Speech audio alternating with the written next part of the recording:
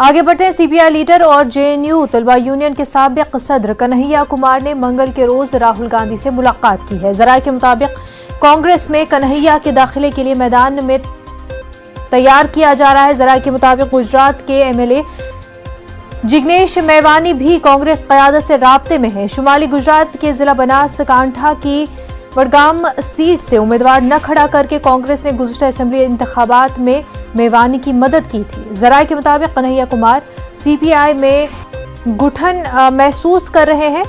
यही वजह है कि उन्होंने राहुल गांधी से मुलाकात की और उनके कांग्रेस में दाखिले पर तबादले ख्याल किया।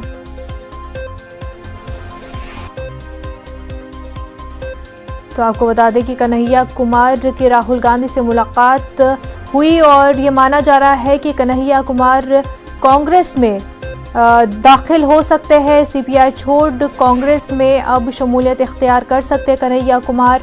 ऐसा माना जा रहा है कि सीपीआई में उन्हें घुटन महसूस हो रही है। तो ऐसे में जो मुलाकात कन्हैया कुमार की राहुल गांधी से हुई है उससे ये समझा जा रहा है कि कहीं ना कहीं तैयारियां हो रही हैं जहां पर कन्हैया कुमार राहुल गांधी के साथ हाथ मिला सकते हैं, कांग्रेस में शमूलियत इख्तियार कर सकते हैं।